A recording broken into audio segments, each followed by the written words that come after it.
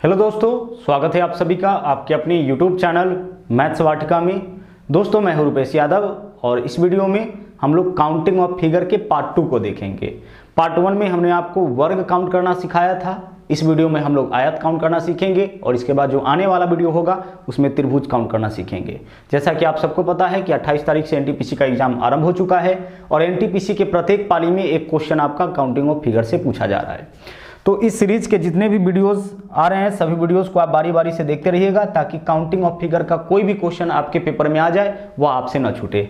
तो आइए शुरुआत करते हैं हम लोग आज के क्लास का। आज हम लोग आयत काउंट करना सीखेंगे और पहली आकृति आपके सामने है। हमें इस आकृति में काउंट करके बताना है कि कुल कितने आयत है।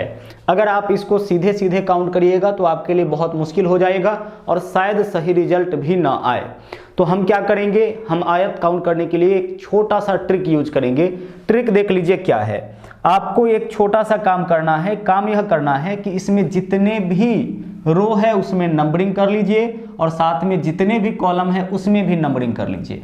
तो आइए सबसे पहले रो को नंबरिंग करते हैं। तो रो नंबर 1, रो नंबर 2, 3, 4 रो को नंबरिंग कर लिए। इस तरीके का जो लाइन होता है उसको हम लोग रो बोलते हैं। तो रो में नंबरिंग कर लिए। अब आप कॉलम में नंबरिंग करिए। तो कॉलम नंबर 1 तो यह हो गया, आगे 2, 3।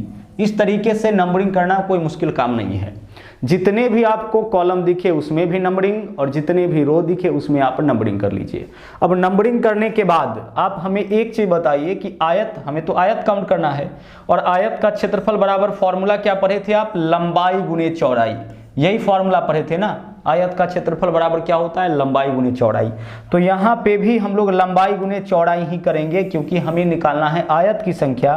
तो चूंकि आयत की संख्या निकालना है, रेक्टेंगल का संख्या निकालना है, तो हम लोग यहाँ भी लंबाई गुने चौड़ाई करेंगे। लेकिन लंबाई का देखिए मतलब क्या होगा, लंबाई का मतलब होगा कि जितने भी कॉलम में संख्या दिख रहे हैं उसका योग लंबाई कहलाएगा।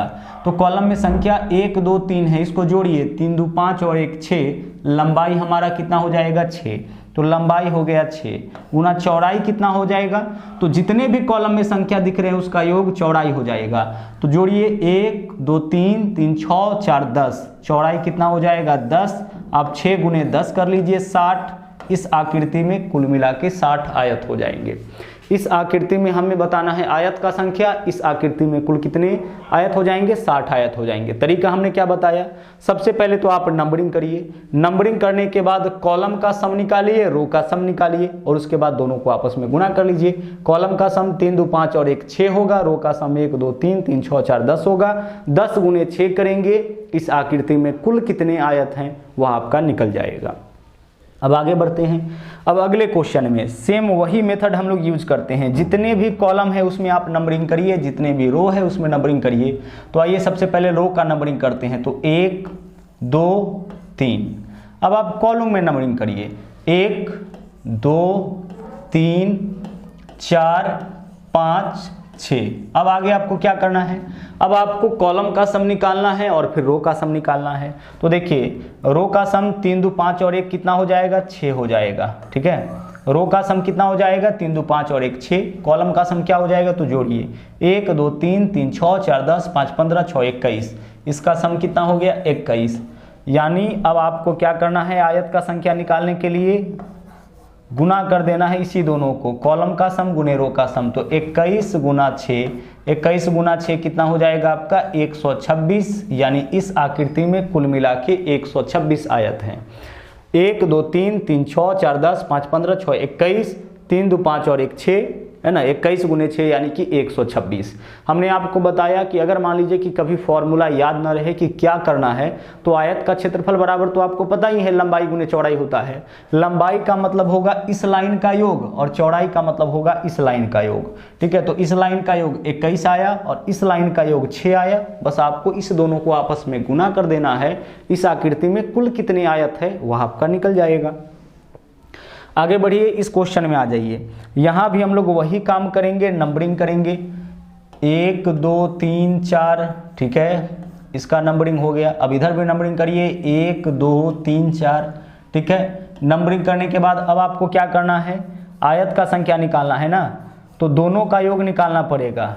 दोनों का योग निकालिए। तो देखिए 4, 3, 7, 2, 9 और 1, 10। लंबाई कितना 10, चौड़ाई भी कितना 10, आयत का संख्या 10 गुने 10 यानी कितना हो जाएगा 100 हो जाएगा। सबको ऐड करिए ना, 4 3 7 2 9 और 1 10। कॉलम का सम कितना 10। अब रो का सम निकालिए तो 1 2 3 3 6 4 10।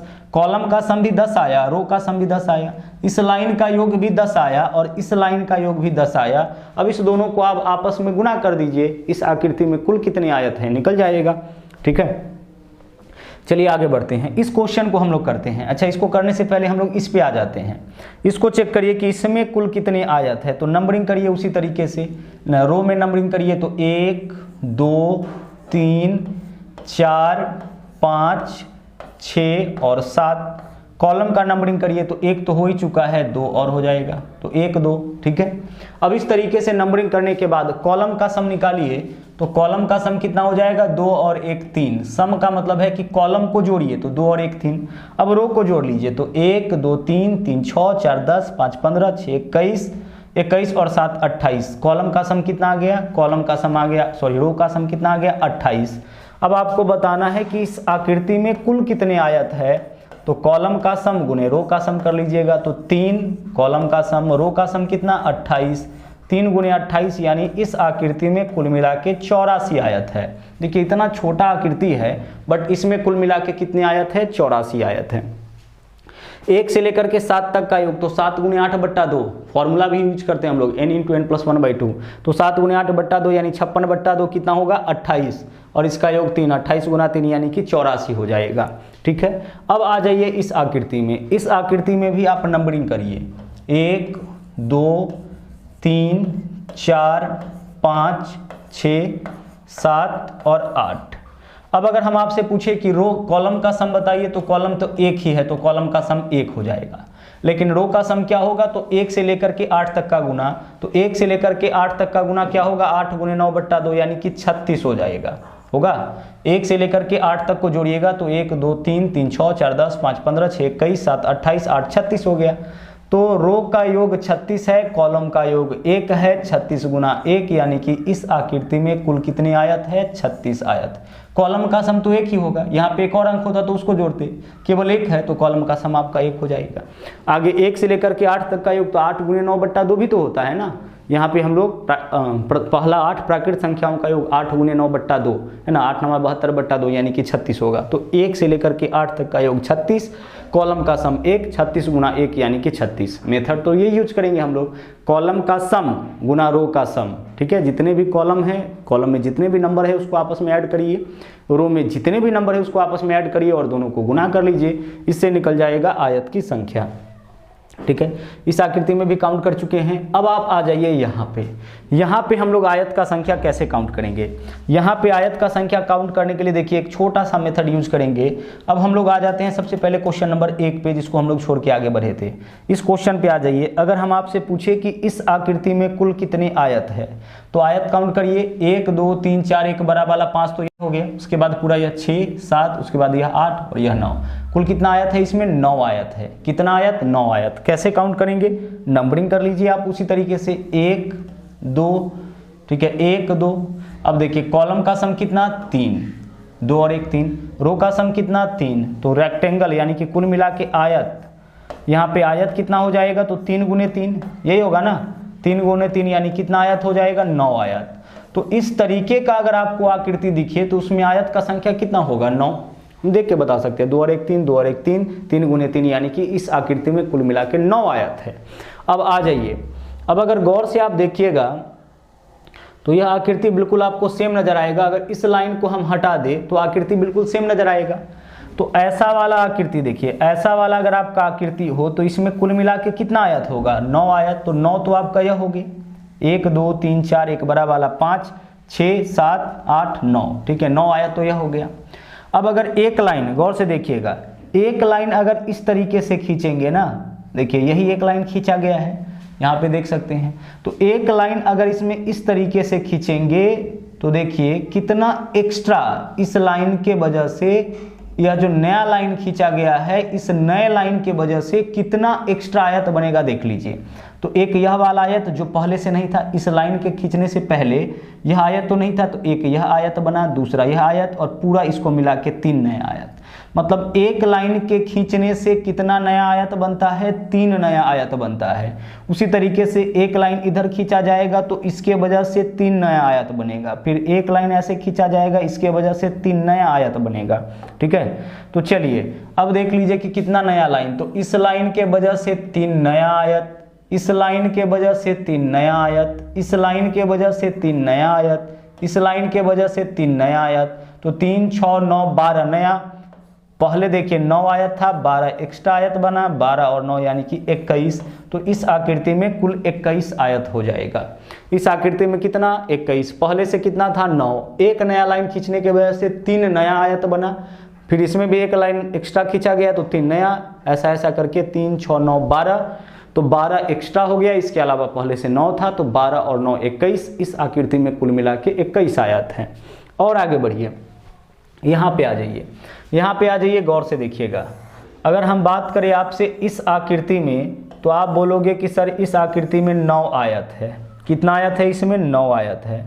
अब अगर एक लाइन एक्स्ट्रा हम खींचते हैं तो इससे नया आयत कितना बनता है, इस लाइन के वजह से 1 2 और एक पूरा यहाँ से लेकर के यहाँ तक, यह भी तो बनाना है ना, यह भी तो एक आयत नया बना है, 3 आयत पूरा यहाँ से यहाँ तक, 1 2 और सिर्फ इस लाइन के खींचने से 1 2 और एक पूरा यहाँ से यहाँ तक 3 नया आयत बना है। अब अगर हम 2 लाइन एक्स्ट्रा खींचे तो अब देखिएगा कितना नया आयत बनेगा।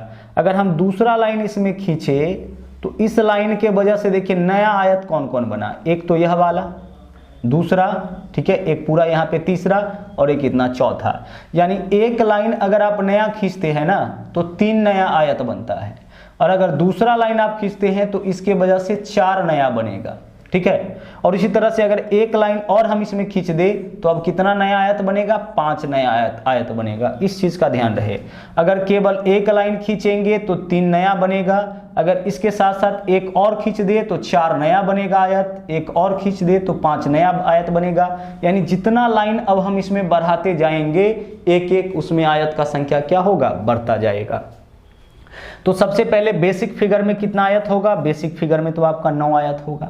बेसिक फिगर में कितना आयत होगा, तो बेसिक फिगर में तो 9 आयत होगा। अब इस लाइन के वजह से देखिए, इस लाइन के वजह से 3 एक्स्ट्रा और इस लाइन के वजह से 4 एक्स्ट्रा।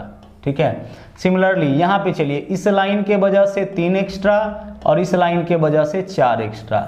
उसी तरह से यहाँ भी 2 लाइन है तो एक लाइन से 3 एक्स्ट्रा बनेगा, दूसरा लाइन से 4 एक्स्ट्रा बनेगा। ठीक है, यहाँ भी 2 लाइन है तो इस लाइन के वजह से 3 एक्स्ट्रा और इस लाइन के वजह से 4 एक्स्ट्रा बना। तो एक्स्ट्रा कितना हो गया, 7 14 21 28, 9 तो बेसिक फिगर में, 28 एक्स्ट्रा रेक्टेंगल आयत बन गया। तो 28 और 9 कितना हो जाएगा, 37। यानी इस आकृति में कुल मिला के 37 आयत हो जाएगा। इस आकृति में कुल मिला के कितना आयत हो जाएगा, 37। एक लाइन अगर एक्स्ट्रा खींचेंगे तो 3 नया आयत बनेगा, अगर 2 लाइन एक्स्ट्रा खींचा जाएगा तो इस दूसरे के वजह से 4 नया आयत बनेगा, और अगर तीसरा तो फिर 5 नया आयत बनेगा। जितना लाइन हम लोग बढ़ाते जाएंगे एक एक आयत जो है वह आपका प्रत्येक लाइन के साथ बढ़ता जाएगा। जैसे इस आकृति में देखिए, अगर हम बेसिक फिगर में बात करें तो बेसिक फिगर में तो 9 आयत होगा, पूरा इस बेसिक फिगर की बात करें तो लाइन को हटा के। अब देखिए इस लाइन के वजह से एक लाइन एक्स्ट्रा तो 3 एक्स्ट्रा रेक्टेंगल, इसके वजह से 4 एक्स्ट्रा और इसके वजह से 5 एक्स्ट्रा। यही तो 3 लाइन एक्स्ट्रा है ना, देख लो यही 3 लाइन एक्स्ट्रा है ना। इसमें देखिए सिर्फ एक लाइन एक्स्ट्रा है तो 3 नया बनेगा। इसमें देखिए 2 लाइन तो पहला लाइन के वजह से 3 नया और दूसरा लाइन के वजह से 4 नया बनेगा। इसमें सिर्फ एक एक्स्ट्रा है तो 3 नया बनेगा। अब सबको जोड़ लीजिए, 3 4 7 3 10 3 13, 13 5 18 4 22 3 25, 9 तो पहले से था, 25 और बन गया, 25 और 9 कितना हो जाएगा, 34। यानी कुल मिला के इस आकृति में आयत का संख्या 34। चेक कर लेते हैं एक बार फिर से ना, 3 4 7 5 12, 12 3 15, 15 3 18, 4 22, 22 और 3 25। तो 25 तो यह हो गया, और बाकी इस आकृति में 9 था रेक्टेंगल आयत, तो 25 और 9 34, यानी इस पूरी आकृति में कुल मिला के 34 आयत हो जाएगा। अब बढ़िए आगे बढ़ते हैं। अब हम इस फिगर की बात करते हैं। इस फिगर में कुल कितने आयत है, तो इस पार्ट को अभी आप छोड़ दीजिए, यहाँ जो पार्ट है यह वाला इसको आप छोड़ दीजिए, इसको छोड़ के बाकी आप काउंट कर लीजिए। तो बाकी नंबरिंग करिए, 1 2 3 4 5 6 7 8 9, 1 से लेकर के 9 तक का योग कितना होगा, 9 × 10/2 यानी कि 45, यही होगा ना। 1 से लेकर के 9 तक का योग क्या होगा, 9 गुने 10 बट्टा 2 तो 45 हो जाएगा। तो रो का सम 45, कॉलम का सम 1, यानी 45 गुने 1 तो 45 आयत, यहां से लेकर के यहां तक में आयत कितना 45 ही होगा। अब आगे, अब इस लाइन के वजह से कितना एक्स्ट्रा बना है उसको देख लीजिए। इसके वजह से गौर करिएगा, जिसको हम काट के हटाए थे उसके वजह से कितना एक्स्ट्रा, तो इधर देखिए कितना एक्स्ट्रा है, एक तो यह वाला, दूसरा यह वाला, तीसरा यह पूरा, ठीक है 3, उसके बाद पूरा इसको मिला के तो 4, और एक यहाँ से यहाँ तक 5, ठीक है, और एक पूरा कितना हो जाएगा 6। तो यहाँ पे कितना एक्स्ट्रा बना 6, तो 6 यहाँ भी एक्स्ट्रा बनेगा, यानी एक्स्ट्रा कुल मिला के 12 हो जाएगा। तो 45 + 12 = कितना हो जाएगा 57। तो इस आकृति में कुल मिला के 57 आयत हैं। फिर से देखिए, 1 से लेकर के 9 तक का सम, रो का सम निकालिएगा ना, तो 9 गुने 10 बट्टा 2 यानी कि 45, रो का सम 45, कॉलम का सम 1, तो 45 गुना 1 यानी कि 45। तो यहाँ से यहाँ तक में 45। अब इसके आने के वजह से, यह वाला जो पार्ट है इसके आने के वजह से कितना आया, तो 1 2 एक पूरा 3, उसके बाद देखिए यहाँ से यहाँ तक 4, इसके बाद यह वाला 5 और एक पूरा मिला के 6 आयत, यहाँ पे एक्स्ट्रा तो 6, यहाँ भी एक्स्ट्रा तो 12, यानी कुल मिला के 12 एक्स्ट्रा आयत बनेगा दोनों के मिलने से। तो 45 + 12 = 57, यानी इस पूरे आकृति में कुल कितने आयत होगा, इस पूरी आकृति में कुल 57 आयत होगा।